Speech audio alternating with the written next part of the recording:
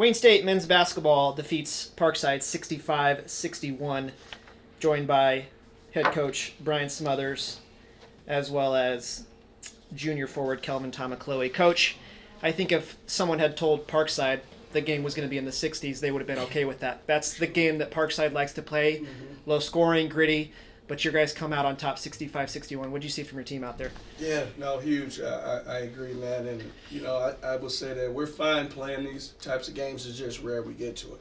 And I felt that that pace took us a long time to kind of adjust to. And so we got in the game, and it was a lot of, in the huddles, like, hey, let's go. Like, it's right there for us. Let's get it. And then in the second half, it was, hey, the first team that really decides they want to take this game and win it is going to win. We made some adjustments defensively, pressing just to get us going, playing, a little bit faster. And, I think that gave us a little bit of an advantage. Holding them to 7 threes, when they're making 8 a game was a number that we were shooting to keep them at or under. We knew if we let them make more, then that wouldn't be good for us. So overall, proud of what we were able to do together as a team, even with Tamaro being out. Yeah, that's a team that last year got you twice, right? Hadn't beat them yet. Yep, and was that on your mind at all? Was it, let's clean slate? Does that drive you a little bit, maybe?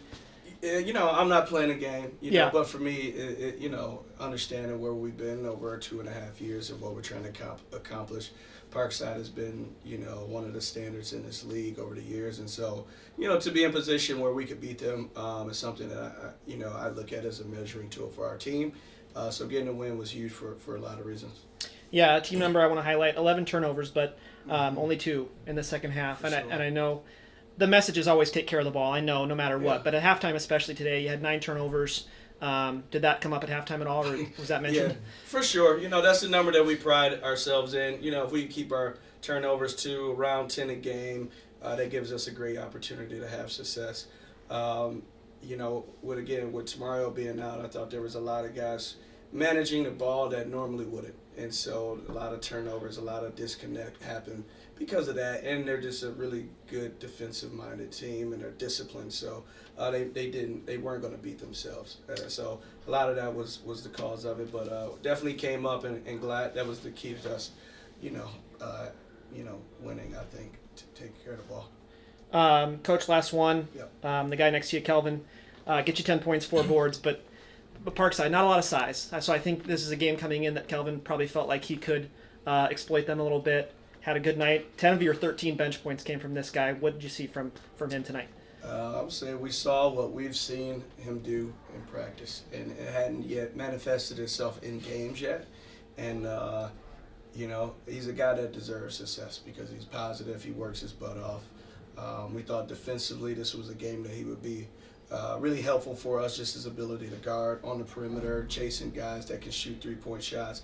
And he did that, but also the points. I think just him being engaged on the defensive end, focusing on that, allow him to pick his spots and be comfortable with the ball in his hands when he got those opportunities. So really proud of him, and, that's why he's here with me now. Kelvin, you've had some foul trouble this year a little bit, but today only 2 fouls. You get 10 points. You stay on the court. What did it feel like to be able to finish out there with your teammates? It feels great, just going to war with your brothers. Like in a game like that, where it gets to like the last position of the game, you want to be in those moments where like you want to see the work you do every day translate to those moments. So it just felt great to be on the floor in that moment. Yeah. Last one, Kelvin. GLIAC play, you're seeing it's a grind. There's no easy games, but Division II basketball and playing on this level, what do you think so far? What have you seen so far, and what have you thought about it so far?